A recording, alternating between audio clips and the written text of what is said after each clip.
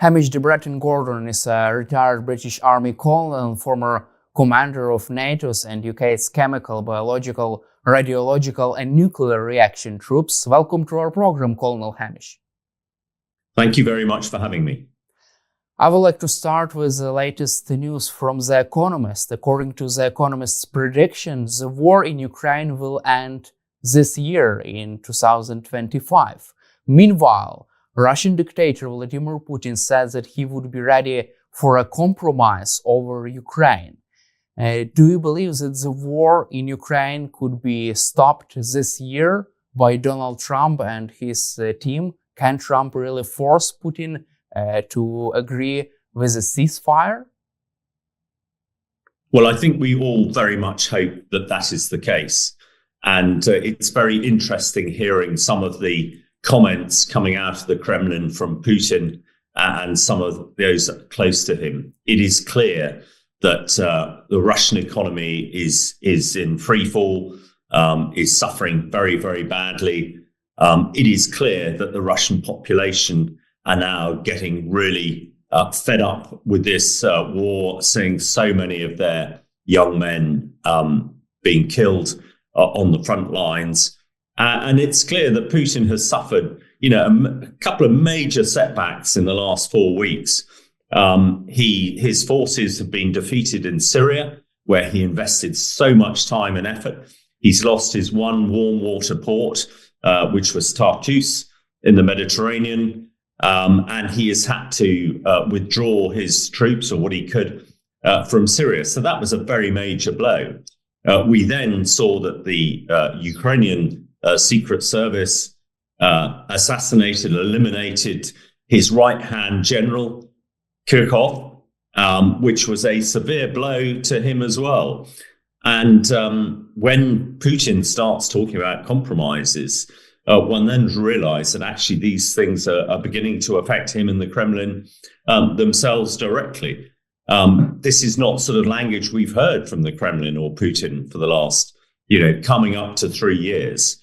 So I think, with President Trump due in the White House in a few weeks' time, and as you say, the Economist predicting this won't go on for another year, I think Putin cannot go on for another year. Whatever he says, the Russian economy, Russian people just cannot maintain it. And with President Trump coming in, again, the language coming out of Washington and coming out of, the future President Trump is very interesting. It is very different to what we heard sort of when Trump was elected back in November last year. I think Putin and the Russians sort of thought that Trump would side with them, but that appears absolutely not to be the case. And I think Trump is giving Putin an ultimatum. Basically, you have a ceasefire on President Trump and President Zelensky's grounds, or America will go all in with Ukraine and basically defeat the Russian army. So, yeah, I absolutely hope this war will end as soon as possible. And this year, 2025, all the signals are against Putin. And he seems, by what he's saying in public at the moment, to realize that that's the case. And I think Putin is now looking for a way out, where perhaps he can still continue as president of Russia. One finds that very difficult to understand with the damage that he's done to Russia, its economy, its army, and its people. But that conciliatory talk. So I think, we are all positive. But of course, the ceasefire and the peace deal must be on terms that the Ukraine people can agree with. That is the key. Do you feel that Vladimir Putin has no choice but to try to go out, try to find this way out of the war against Ukraine by agreeing with Trump's proposal on Ukraine? Do you feel that if Vladimir Putin declines Trump's proposal on Ukraine, then he can lose his grip on power? I think things are moving in that direction, certainly. it is very clear that that Putin now realizes he's in a predicament. He's in a difficult position, and he seems to be now looking more at his own personal survival than perhaps what is happening in Ukraine to his army. And he knows that if he is defeated in Ukraine, then that's the end of him. We know what happens in Russia with failed dictators. They very quickly get taken out and removed.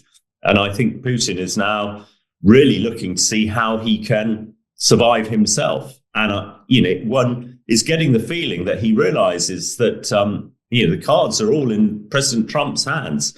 President Trump could lead to the complete demise of Putin or could give him a way out. But Putin knows that his only way out is some sort of orderly withdrawal from Ukraine, rather than complete defeat. If the Russian army is completely defeated in Ukraine, Putin is finished. And that is in the gift of President Trump, I expect. So, I think Trump does hold the key here. And, for President Trump, not that I know him personally, I only sort of read about him and listen to him. He seems to be the sort of person who revels on success and tries to avoid failure as at all possible. If he can create a ceasefire in Ukraine early this year, at the very beginning of his premiership, I'm sure we'll hear him shouting about it all around the world. For him, that will be his greatest success. So, at the moment, the tide, everything is moving in Ukraine's direction, I think, and against Russia. And let's hope that Trump is as good as his word when he becomes president at the end of this month. It seems also that Vladimir Putin has faced numerous setbacks during the latest months. High casualties rate in Ukraine as a failure to achieve strategic objectives in the war against Ukraine, the withdrawal from Syria, and also they even have managed to shoot down Azerbaijani Airlines, a civilian plane. Moreover, Russian General Kirillov has been eliminated. What is your assessment of the every setback Russia has faced during the year of 2024? Well, I think you've captured it very well there, what has happened in the last few months. Setback after setback, and failure becomes a habit.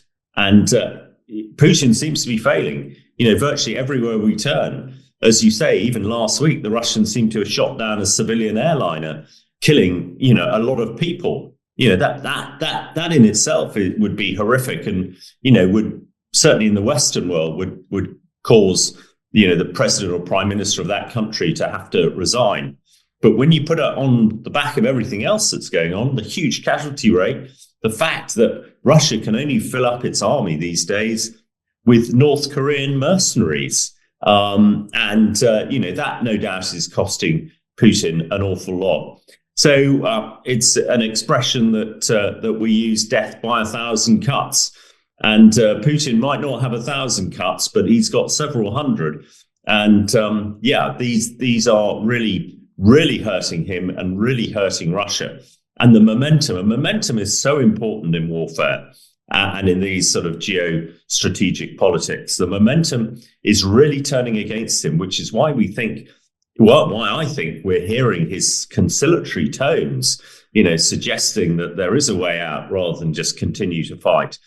But he also realizes that way out is to allow his own survival is going to be the Russian army out of Ukraine. I can't see anything less than that. So things are going badly for Russia. Once things start going badly, it's very difficult to turn them around. And at the moment, one can't see a prospect of that.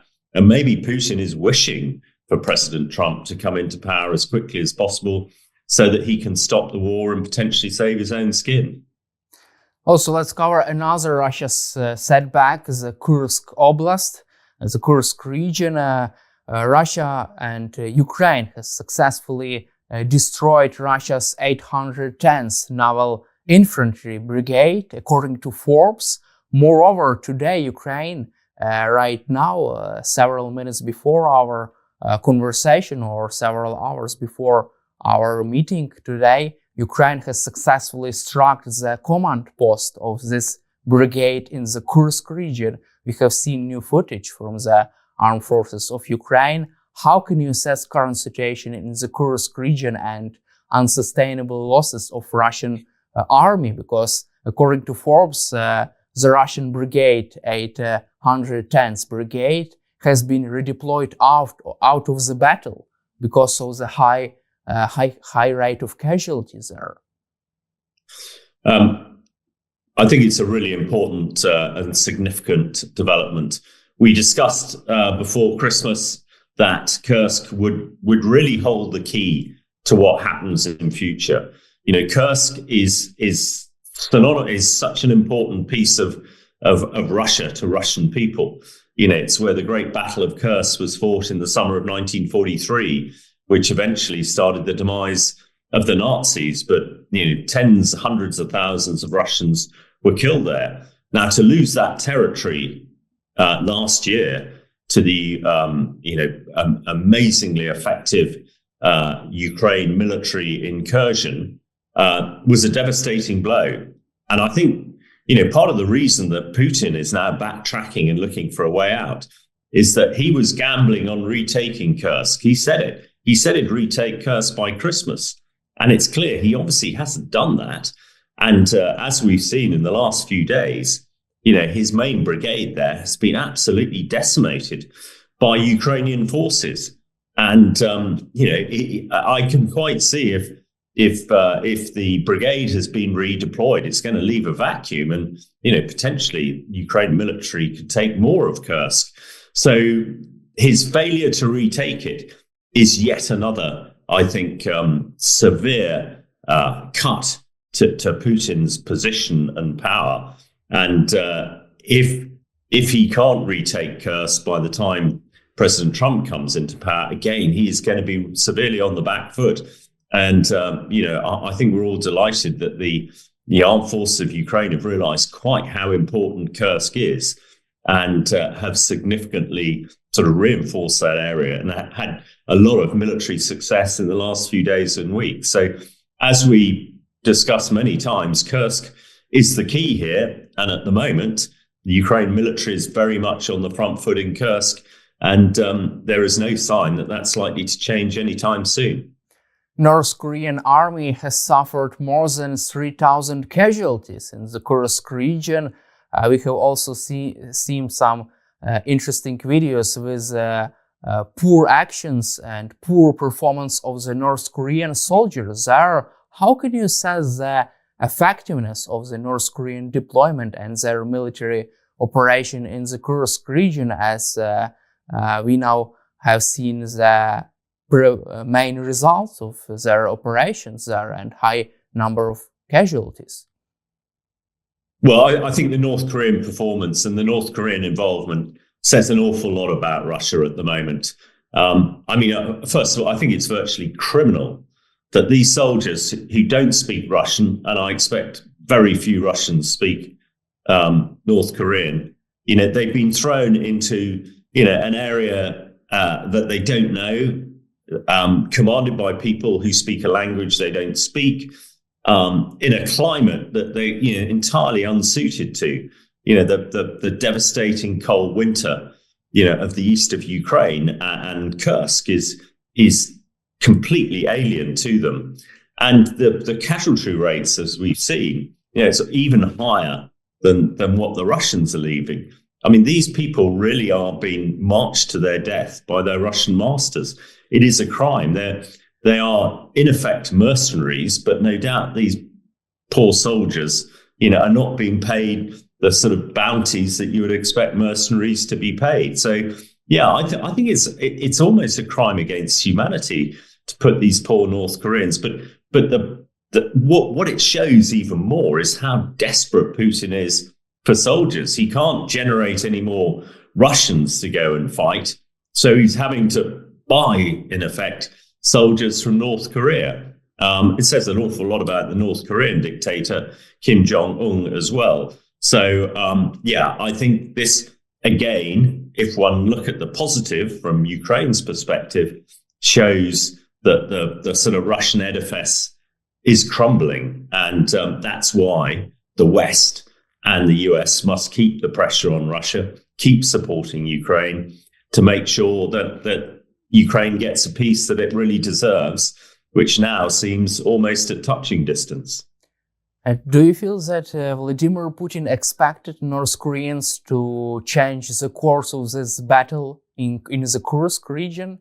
Do you feel that he expected them to perform in more professional way? Well, if he did, I mean, he is showing that he really is out of touch. Now, everybody knows that Putin is not a soldier. He was a spy. And it's very different being a spy to being a soldier fighting. I think anybody who'd been a soldier, and me included, would have said and did say at the start that these North Koreans will make no difference at all. They will just be complete cannon fodder. It was clear that they were poorly trained, poorly equipped, didn't understand, what the Russian masters were telling them to do. And, it was almost a foregone conclusion that they would get slaughtered in the numbers that we're seeing them there. So I think it just shows the desperation that Putin has for soldiers and the complete misunderstanding about what it is like to fight as a soldier in military operations. And actually, the whole Kursk battle is really showing that, and which is why I think we've all discussed many times that Kursk is so critically important. And Putin just seems to be reinforcing failure. And, the key principle of war is reinforced success, not failure. And he seems to be trying to bring about his own demise, which, if that is the case, I think we all applaud it.